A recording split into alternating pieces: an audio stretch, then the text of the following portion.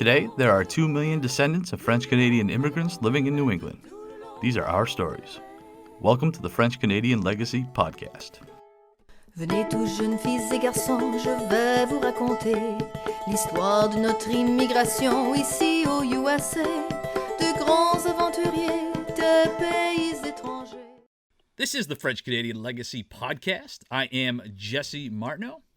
This week's guest is Jeanne Douillard. She is an independent scholar who has been researching and writing about the French in New England for over 25 years. She has worked as a teacher, manager, financial analyst, and business owner. She is a published author, having contributed to various books and anthologies, and she wrote her own book, I Remember, Je me souviens, which details the French in the Americas. Jeanne, welcome very much to the French-Canadian Legacy Podcast. Thank you very much, Jesse, and thanks for inviting me to take part in this wonderful project. So before we get going too far into what I hope will be the meat of this conversation, just kind of like where we are now, kind of how we got there. I know when you give your talk, and we'll talk about that because everybody should go check out your presentation, you do like to give kind of like a little background about the history of the Canadien. So maybe you can give us a little bit of that. So as I was doing my research over these 25, 30 years, I found a fascinating story of two groups of French speakers from similar regions in France who came to the Americas in the 17th century. And come to find out, their experiences here in the Americas shaped them as almost like two different people. Mainly, the reason was because the French government and the Catholic Church operated out of Canada, and the people living in Acadie had very different experiences from the Canadiens. So one of the things we definitely like to talk about with all our guests is kind of, what their story is, where they grew up, and how they really came to dedicate so much of their life to telling this super interesting Franco-American story. So if you could just give us a little bit of your background. Sure. That's a very interesting story. I grew up in Western Massachusetts. I was the oldest child, and I lived with my grandmother and my bilingual mother and my dad. French was the only language spoken in the house when I was growing up, so I didn't learn English until I left for school at the age of 5 years old. Over the years, I came to think about my experiences as a Franco-American in New England. I felt a great deal of shame about our culture, and I also came to realize that the French I had learned as a child was not considered real French and was ridiculed, really, by people around me. This experience and others led me to move from New England in the 1970s, in the late 70s, when I moved to Colorado for 4 years. The reason I'm bringing this up is that it is in Colorado where I began to be passionate about this story. I had a couple of experiences.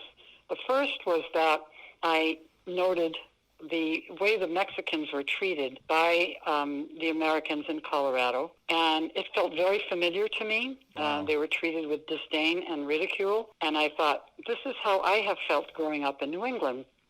And the second experience was when I mentioned to a couple of people that I spoke French, they were in awe. They thought that was great. And I thought to myself, oh, my God, I guess there's a different way of looking at this. Sure.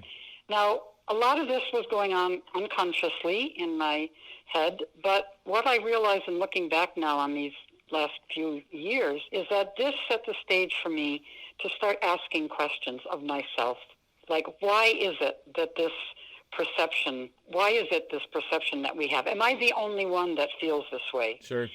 The first thing I did was I did my genealogy when I came back to New England, and I found that I had an incredible story. I have roots in France, in Quebec, in Acadie, as old Acadie especially, Sure. in the Algonquin Nation, and in England. So I found this to be very fascinating. Sure. I had no idea when I was growing up. No one knew the stories. Then I began reading. Mainly it was reading and research, very complicated because different perspectives were out there in the past as to whether or not it was written by French speakers or Americans or English, and the stories were contradictory, and I didn't know the truth, and I wanted to know the truth. with all of this reading and other things that happened to me, I began writing with no particular intention of doing anything with it, mainly writing for myself so that I could understand my own story. And there were certain events that happened where I was asked to contribute to a book that was published in Springfield, Massachusetts. And as a result, I thought, they're only taking pieces of my story. Why don't I publish something? And so that's where the book came from. And after I had that done, I began thinking that this was such an interesting story. It was not known. I didn't know it. And I figured that most people, most Francos didn't know it. And other people of different cultures didn't know this story. And it's something I should do more with. So I began giving presentations throughout New England. And I even gave this talk in Sherbrooke, Quebec last year. So I'm very excited about this and wanting very much to spread the story, tell the truth about our story. I had a lot of help. I had professional help in crafting this because my intent was to make it as current and the history as accurate as I could. No, that's awesome. I love that. And one of the things that you discuss in your work, that one of the questions you tackle is something super interesting to me, because it's one of the main things that we've talked about right from the very beginning of this podcast, was that whole idea of the loss of language. Because you know, my parents, similar to you, grew up speaking French in the house, both of them, but they never taught me or my sis, which is a story super common, at least in Manchester. And I was very curious, because I know you tackle this head on, as to why this might have been. Right. And so let's talk about two things. First, it's not a unique situation to the Acadiens and the Québécois who came down south to New England. Many immigrants came to the United States. For many of them, the possibility of reinventing oneself, of leaving everything behind and moving into a future that has no past, has been compelling. Leaving everything behind also meant leaving their language behind. But there's another aspect to the Franco-American language story that is rather unique, and that is that harsh judgments were made on the way these people spoke French. They were ridiculed for not speaking real French, and I personally knew that. I experienced that in my growing up years, and I didn't know why this was. So in my research, I found out that in truth, our ancestors actually spoke with a very old pronunciation, which is that of the 17th century France. And it's this pronunciation they brought with them to New England. So in addition to the fact that a lot of immigrants coming to the United States wanted to leave their language behind so that they could reinvent themselves here, therefore they did not teach their children and grandchildren the language, I think another big piece of this story for the Francos is that there was a lot of shame associated with the language that they were speaking, and a lot of judgments made on them because of this. Yeah, and you reference you kind of grew up with some of that yourself. That's right. I grew up speaking only French until the age of 5 when I started school. I was the oldest child, and French was the language that I heard, so that's the only language I knew. But I certainly knew at a fairly early age that this French I spoke was derided and ridiculed. I wanted to find out why. Sure. No, absolutely. And one of the things you mentioned growing up being ridiculed, you actually used the word shame. Which That's right. So maybe you can tell us a little bit about what it was like. Where did the shame come from? What you were feeling at the time? What your perspective, what that did to your perspective of being a Franco-American was? So that's a really important question because this has become my passion. I am very interested in the story of the heart of our people. And I wanted to understand why I felt shame. I mean, let's start, first of all, let me state that I always felt that I was the only one that had these feelings about my culture. And I don't remember. I'd say in the 1980s, I met someone, and we started talking about this. She had the same background as I did, and I was astonished to find out that I wasn't the only one. And I have to say that through my years of reading and research, I have discovered that I was certainly not the only one, and that it's, though everyone's experience is unique, and when we make generalizations, that can be dangerous territory because not everyone certainly did not feel this way. it's predominant enough that it's important to talk about. And it's become my reason for the research. Why is it that there was so much shame in these people? Why were they perceived as weak? One of the next things that I was thinking we could talk about is a question that was asked when I started giving my talks. Sure. And I felt that it was such an important question that I've incorporated it into the presentation. The question is this. Sure. Was the Franco-American experience different than other immigrant experiences in New England? And I came up with 3 reasons why it was different. The first, that's very important and that I talk about a lot in my presentation and in my book as well, is that when the Acadiens and the Canadiens came down from the north into New England, they were a well-known entity here because there are hundreds of years of history between the English and the French in the Americas. And that cannot be denied. And what happens is that history lives long in the lives of people, and there were perceptions on both sides, between the French and the English in the Americas, that came down through the generations in both cultures. And the French were not a beloved entity when they came to Anglo-Saxon Protestant New England. The second issue that is actually familiar today as well is that these people were coming across a border and they could go back and forth from their homeland. This wasn't possible for the people coming in from Europe, but for the Canadiens and the Acadiens, it was an easy thing, and they did cross the borders often. And so they were seen as, well, these people are not really serious about settling here. And they weren't taken seriously. And the third thing that I feel is extremely important is that our people were not urged to assimilate by their elites when they came to New England, to this part of the United States. Sure. And this is the story about, it's called in French, it's called La Survivance, survival. Yes. And what was happening is at the time of immigration, the elites were struggling mightily against the English in Canada, who were pushing for assimilation in culture and language. The elite were determined to retain their unique culture and language. So when their people began coming south, leaving Quebec and Acadie, and they were coming to another English-speaking Protestant country, the elite were fighting hard to retain this culture and language here in New England. And it caused a lot of strife, and it caused a lot of difficulties. One thing I think is pretty interesting, we've talked about La Survivance, obviously the border issue, I think you're spot on there. One thing I think is kind of cool, unique to this conversation for us anyway, is the whole idea of the reaction to the French Canadians and the Acadians may have been different than the reaction to some of the other immigrant groups that came in. The whole idea that they had already had an impression. The Yankee Protestants here already think they knew what a French Canadian was. They had grown up hearing stories of what French Canadians were about. And so they already had like a perception before they even arrived in the country. I thought that was pretty cool.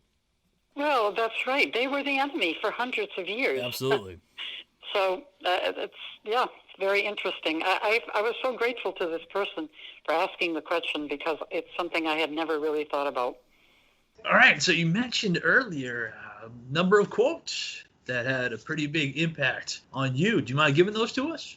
So okay. I think what I'll do is I will note who says it. Okay. And then just quote it. Okay. They're not all that long, but I think they're really important. So the first quote is from Dr. Claire Quintal. Quote, Franco-Americans had defeatism in their blood. They set limited goals. They settled for less and had to be content, since the best reward of all, paradise, could be attained if they had been faithful. End of quote.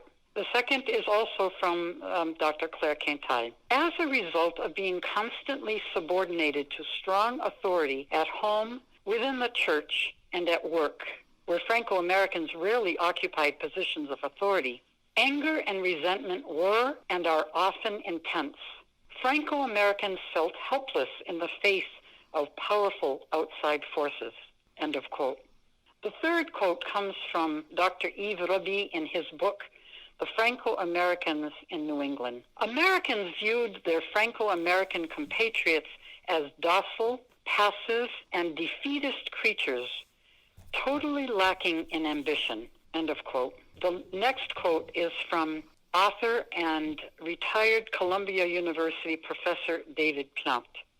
Why should I feel anything but failure? Why should I be a success in anything when, as a Canuck, it was foregone that I would not succeed?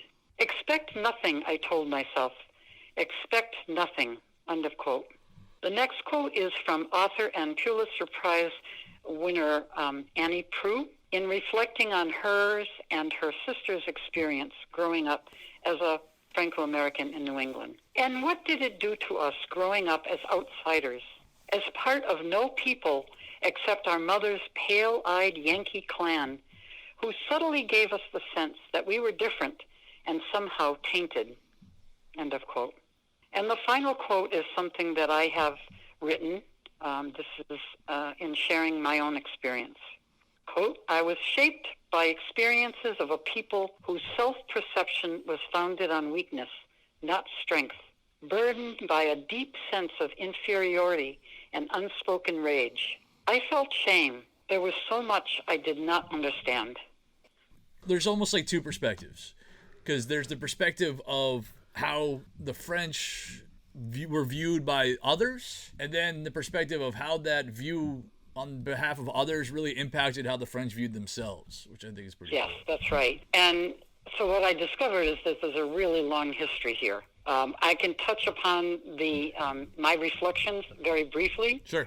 So briefly, the Acadiens and the Canadiens weren't descended from a weak people, but they had developed a sense of powerlessness in the face of powerful outside forces of both church and state, that had exerted their dominion over them for centuries, telling them what to think and what to do.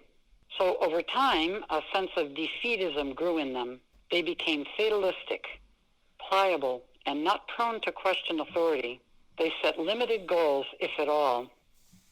This is not who they really were, but their true character became lost to them. One thing I definitely want to get into in this interview, this discussion, is the whole concept of the silent presence, which is something you've spoken about. And that's something that's obviously super important to us, because Sure. One of the major motivators for me even getting involved with the Franco-American Center in the very first place was me being frustrated by that silent presence. That's how I voiced my displeasure to one of my coworkers once. He's like, you got to join up with these Franco-American Center guys. And that's how this entire ball got rolling for me personally. But you tackled this silent presence question, which I think is pretty fascinating. Well, as I was researching and talking to people, I began to be aware of how pervasive this was. I mean, almost 1 million people moved to this very small part of the United States over a period of about 40 years, and they disappeared. You didn't know about them. And in fact, what I've read is that at one time, because I don't know what it is now, but at one time, the Francos were the largest cultural group in New England. And yet you didn't know it. Sure. So what I'm going to do is, in addressing this, because this is a part of my passion for discovering and exploring the heart of our people, I'm going to entitle this little portion of the podcast, The Toll of Silence and Passivity. And I want to start off with a quote from Dr. Yves Roby. I had some quotes from him before, right. And it's also in his book, The Franco-Americans of New England. So Dr. Roby starts by writing, worse yet, they had interiorized the negative image that the Americans and even their own elite attributed to them. Writes Roland Girard in the newspaper Le Travailleur, and I quote, indeed, educated people keep telling us, the English has told us, we are dumb, and we believed it. We keep repeating it at home, in the street. We've really gotten the idea. The Francos will never set the world on fire, end of quote. So I started thinking a long time ago about why this silent presence of the Acadiens and the Canadiens in New England primarily. And there's no simple answer here. However, I've been to France several times over the last few years, and I've come to understand that as a culture, the French are a naturally private people. So I believe that part of this silence may be attributable to our nature. But I do believe that there's more to this than a natural tendency toward reticence. Silence can also mirror the inability to articulate deeply held feelings. It's often associated with pain and shame. Sometimes it's the only way humans can deal with pain. Perhaps this is what happened to our people, that under duress, their souls stepped aside and their spirit went into hiding. We've talked about it before, how our language and the loss of language may have been different, being for the French Canadian story versus maybe some of the others, immigrant stories. I wonder why we're the silent presence. Why weren't the Irish a silent presence? Or the Italians a silent presence? You know what I mean? That's right. Personally, when I was growing up, there was a big Italian and Irish presence in Western Mass where I grew up, and that was probably the first thing that spurred me on to find out why they were so vocal and we were not. Right. But I do think that part of it has to do with their outward nature. The Italians and the Irish have a tendency to just, say everything. It's all outside. And the French are very different people. My experience in France had really taught me that they are an extremely private people. You don't get to know them very well. They love to talk, but you don't really get to know them very well until you've really been there a long time, or you've made strong connections with them, which we have in a couple of instances. So I really think that that's a very important part of it. But I also believe that our people carried with them a huge burden that goes back all the way back to France in the 1600s. And it was something that they could not, for a long, long time, they could not break from. And it's the history of the fact that these are people who lived under extreme authority of church and state. And we're talking centuries here. And it had marked them. Now, I wasn't going to talk about this in the podcast, but I can mention that things changed up in Quebec and in Acadie and even in Louisiana in the 1960s and the 70s and 80s. I'm sure many of us remember hearing about the separatist movement. Sure. And they had language police, and I remember this whole idea being very ridiculed. But for me, these people were finally saying, we've had enough, and it's not going to stay the way it's been. And they took a stand. They took a stand with the language, and they took a stand for themselves. And personally, I feel things when I go places, and I remember in the past going to Quebec and feeling such anger, and going recently, I don't know, which, say 5-10 years ago, and all of a sudden realizing that did not exist anymore. Now, I'm perfectly aware that the whole separatist situation is not completely resolved, and it may never be, but there's something major that has changed. These people took back their lives. They stood, they took a stand for themselves and said, we are who we are, and we are proud of this. And Canada had to listen, and they did. One thing that I definitely want to touch upon, because again, major reason for this podcast, why I got involved on the Franco-American Center to begin with. In fact, it's something I talk about on a daily basis with Tim Beaulieu, in fact, the guy who runs Poutine-Fest. Mm-hmm. Really smart dude, brilliant guy. We talk about all the time how we agree that there is, there is this silent presence, but what do we do about it now? We don't want to be a silent presence. We want to be a raucous presence, a loud presence. I think about this a great deal, and there are things we can do. I want to go back a little bit to something I addressed briefly. It was a section about the United States immigrant experience, and I feel that this is very important. It's a segue into answering this question.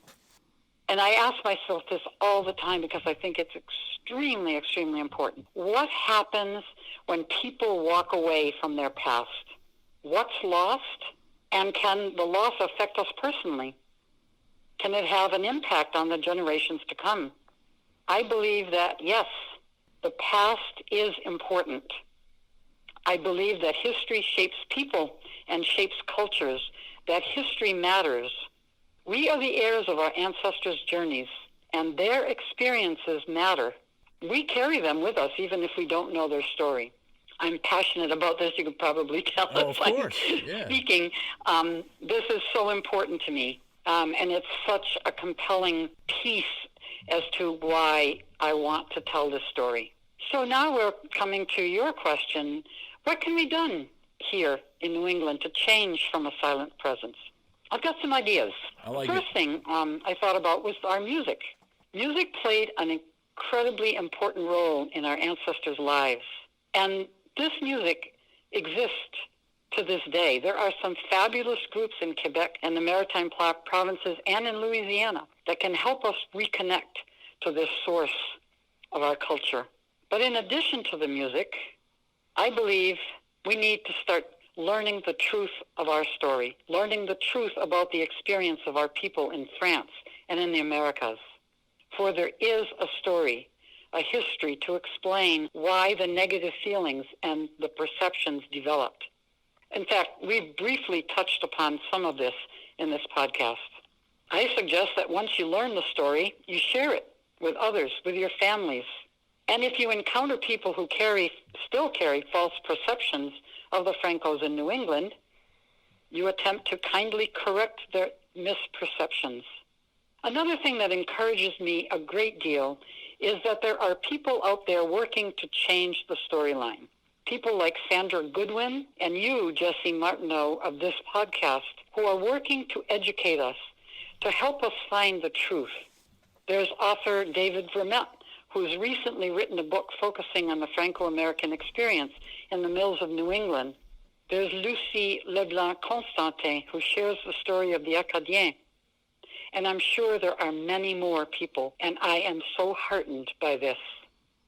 So I want to close by sharing with you what I'm doing. I've already mentioned that I've spent 25, 30 years researching and reading, and my goal was to attempt to get to the heart of our story, the heart of the people.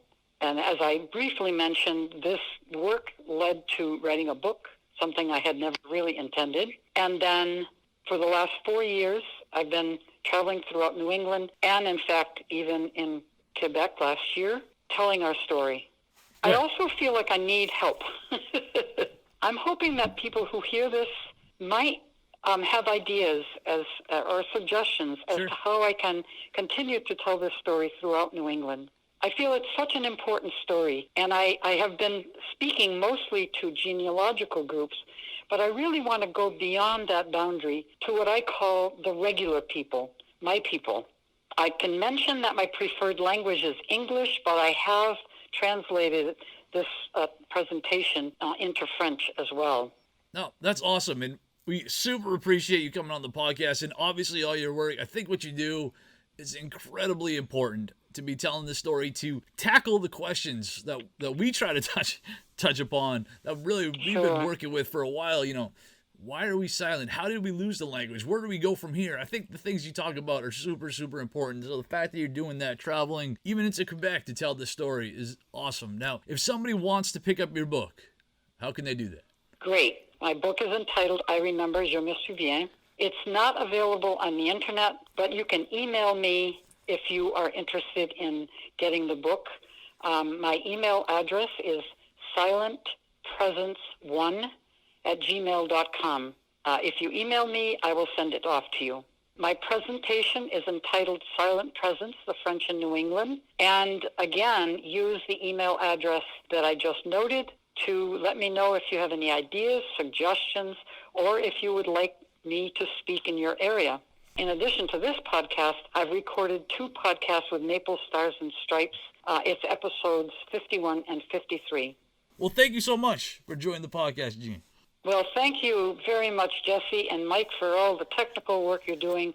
And thank you, and continue doing this good work. And let's stay connected. Yeah, of course. Always. Thank you very much. Thank you. Now our fathers look at us and sigh with despair, to think that everything they love we simply do not share. But the spirit never dies, our culture will survive. Each of us must choose how much to keep alive. Each of us must choose how much to keep alive. Special thanks to Josie Vachon for providing the music. You can find more about her at josievachon.com. This podcast was produced and edited by Mike Campbell. If you have any questions or comments, please email us at fclpodcast@gmail.com. You can also follow us on Facebook, Twitter, and Instagram at FCL Podcast for more information about the topics discussed. If you enjoyed the show, please subscribe and leave us a review on iTunes or wherever you listen to this episode.